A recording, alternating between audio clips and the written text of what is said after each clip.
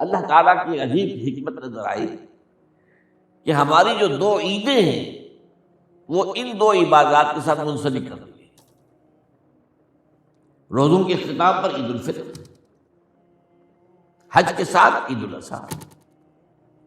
تو گویا کہ ان دو عبادات کی اہمیت میں اگر کسی درجے میں کوئی کمی محسوس ہوتی ہے قرآن مجید کے بیان کے حوالے سے، تو اس کی تلافی اس سے ہو جاتی ہے کہ عیدین ہماری دو ہی عیدیں ہیں، دو ہی تہوار ہیں، اور وہ ان دو عبادات کے ساتھ جوڑ دیے گئے۔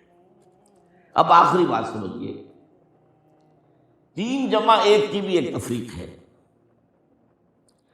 3 عبادات وہ ہیں جو مؤقت ہیں صرف، یعنی معلق بالزمان، ان کا تعلق وقت کے ساتھ ہے، یہ نہیں کہ کسی خاص جگہ سے متعلق ہے۔ نماز ہر جگہ فرض ہے، ہاں البتہ اس کا وقت آئے گا۔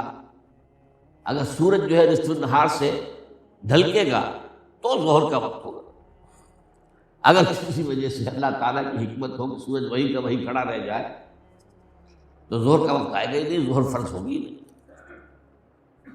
مغرب اسی وقت فرض ہوگی جب کہ سورج غروب ہو جائے۔ اگر کسی وجہ سے سورج غروب نہ ہو، اور کیا پتہ یہ ساری باتیں جو ہے قیامت کا جو زلزلہ آنے والا ہے اس میں یہ ساری ہی باتیں ہونے والی ہیں، سورج مغرب سے طلوع ہوگا یہ تو وضاحت کے ساتھ کہا گیا ہے، تو مغرب کا وقت نہیں آئے۔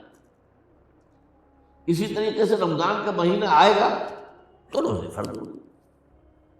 اس حوالے سے یہ زمانے کا تعلق تو ہے لیکن کسی مکان سے کوئی تعلق نہیں۔ حج وہ ہے جس کے تقریباً تمام مناسک جو ہیں وہ ایک خاص مقام پر ادا ہو۔ آپ سفر کر کے جائیے، مکہ مکرمہ جائیے، اللہ کے گھر کا طواف کیجیے، پھر وہاں سے جو بھی روانگی ہوتی ہے یوم الترویہ 8 ذی الحجہ کو نکلیے اور جا کر منا میں قیام کیجیے ایک رات، پھر 9 کی صبح کو نکلے عرفات جائیے، عرفات میں شام تک قیام رہے گا، لیکن مغرب کی نماز کے وقت کے بعد وہاں سے نکلیں گے، مغرب وہاں پڑھیں گے نہیں، وہ جا کر مزدلفہ میں پڑھی جائے گی عشاء کے ساتھ ملا، چاہے کتنی دیر ہو جائے۔ بہرحال یہ ساری چیزیں ایک خاص مقام کے ساتھ ہیں، منسلک ہیں، ہر جگہ پر یہ ادا نہیں ہو سکتی۔ اب اس میں دیکھیے حکمت نظر آ رہی ہے، چونکہ حج جو ہے ایک خاص جگہ پر ایک خاص مقام سے وابستہ ہے، اس کے ساتھ جو عید الاضحیٰ وابستہ کی گئی ہے، یہ گویا کہ حج ہی کے ایک رکن کو پھیلا دیا گیا ہے۔ قربانی جو مناسک حج میں بڑی اہمیت کی حامل ہے، اسے عام کر دیا گیا۔ تم مدینہ مکے تو نہیں پہنچ سکے ہو لیکن یہاں پر قربانی کے اندر تو شریک ہو جاؤ۔